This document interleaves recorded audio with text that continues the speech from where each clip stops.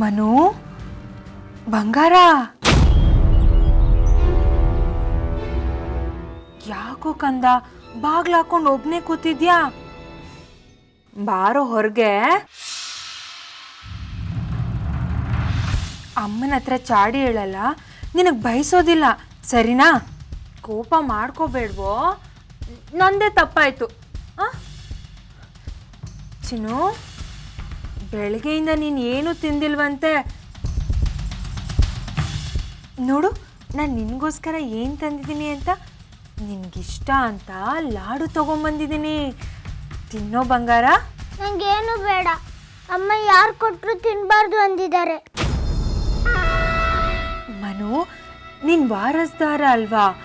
ನೀನೀಗ ಉಪವಾಸ ಇದ್ರೆ ನಿಂಗೆ ಹೇಗೆ ಶಕ್ತಿ ಬರುತ್ತೆ?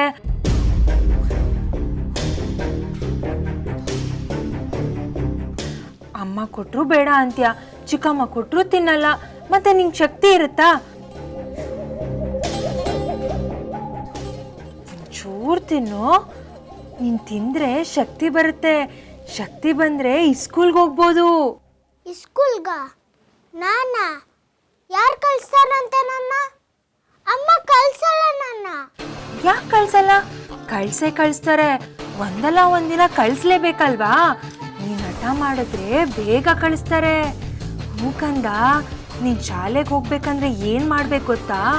ಹಠ ಮಾಡಬೇಕು, ಮೊಂಡಿಡಿಬೇಕು, ಯಾರ ಮಾತು ಕೇಳಬಾರ್ದು, ಏನು ಕೊಟ್ಟರು ತಿನ್ನಬಾರ್ದು. ಆಗ ನಿನ್ನ ಬೇಗ ಶಾಲೆಗೆ ಕಳಿಸ್ತಾರೆ.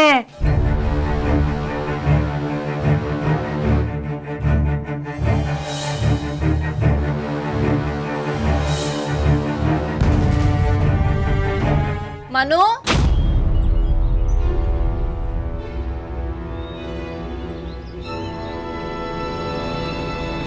ಮನು ಬಾಗಲ್ ತೆಗಿ ಕಂದ.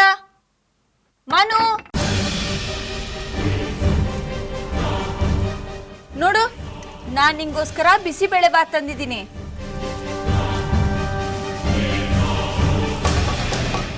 ಮನು, ನೀನ್ ತಿಂದಿಲ್ಲ ಅಂದ್ರೆ ಶಕ್ತಿ ಇರಲ್ಲ. ನಿಂಗೆ ಶಕ್ತಿ ಬೇಕು ತಾನೆ?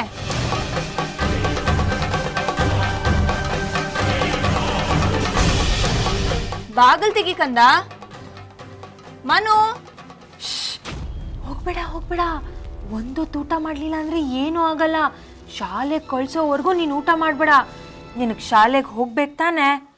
ಹಾಗಂದ್ರೆ ನಾನು ಹೇಳೋ ಮಾತು ಕೇಳು.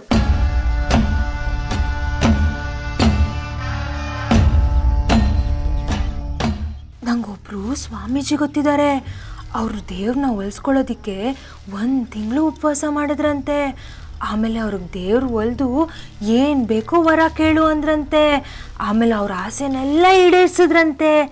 ನೀನು ಅಷ್ಟೇ, ಉಪವಾಸ ಇದ್ರೆ ನಿನ್ನ ಆಸೆ ಎಲ್ಲ ಈಡೇರಿಸ್ತಾನೆ ಆ ದೇವ್ರು. ಗ್ರೀನ್ ರೈಸ್ ಮಾಡುವ ವಿಧಾನ: ಮಿಕ್ಸಿ ಜಾರ್ಗೆ ಕೊತ್ತಂಬರಿ ಸೊಪ್ಪು, ಹಸಿ ಮೆಣಸಿನಕಾಯಿ, ಬೆಳ್ಳುಳ್ಳಿ, ಶುಂಠಿ, ಪಲಾವ್ ಎಲೆ, ಕಾಳುಮೆಣಸು, ಜೀರಿಗೆ, ಲವಂಗ, ಚಕ್ಕೆ, ಅನಾನಸು, ನೀರು ಹಾಕಿ ರುಬ್ಬಿಕೊಳ್ಳಿ. ಒಂದು ಪ್ಯಾನ್ಗೆ ಎಣ್ಣೆ ಹಾಕಿ ಅದು ಕಾದ ಮೇಲೆ ಜೀರಿಗೆ, ಈರುಳ್ಳಿ, ಕರಿಬೇವು ಹಾಕಿ ಹುರಿದು ರುಬ್ಬಿದ ಮಸಾಲ, ಉಪ್ಪು, ಅನ್ನ ಹಾಕಿ ಮಿಕ್ಸ್ ಮಾಡಿ. ಒಂದು ಚಿಕ್ಕ ಪ್ಯಾನ್ಗೆ ತುಪ್ಪ, ದ್ರಾಕ್ಷಿ, ಗೋಡಂಬಿ ಹಾಕಿ ಹುರಿದು ಕಲಸಿದರೆ ಗ್ರೀನ್ ರೈಸ್ ಸವಿಯಲು ಸಿದ್ಧ. ಅವಳು ಕೇಳೋ ಹಾಗಿದ್ದಿದ್ರೆ ಎಲ್ಲ ಯಾವತ್ತೋ ಸರಿ ಹೋಗ್ತಾ ಇತ್ತು.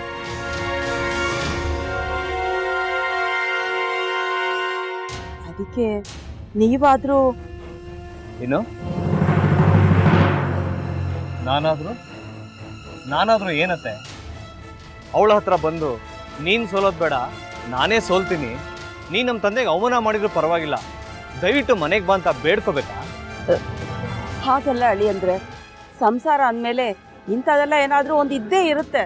ಹೋರಾಟ ಮಾಡಿದ್ಲು.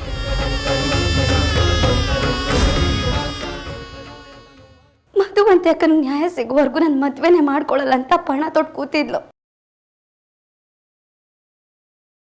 ನಿನ್ನ ಪ್ರಾಣನೇ ಇಟ್ಕೊಂಡಿದ್ಲು ಕಣ ಅಕ್ಕ.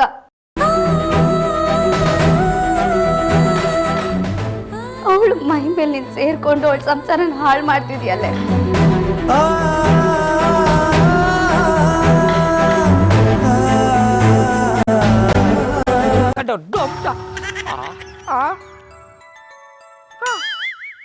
ಇದ್ಯಾವುದಪ್ಪ ಹೊಸ ನಂಬರಿಂದ ಫೋನ್ ಬತ್ತದೆ.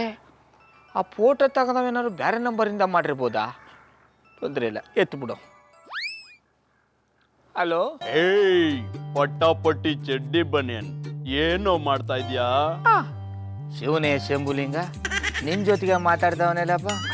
ಅಲ್ಲ ಶಿವ, ಯಾಕೆ ಹಿಂಗೆ ಫೋನ್ ಮಾಡಿ ನಂಗೆ ಜಂತುಳ ಬಿಡ್ತಾ ಇದೆ?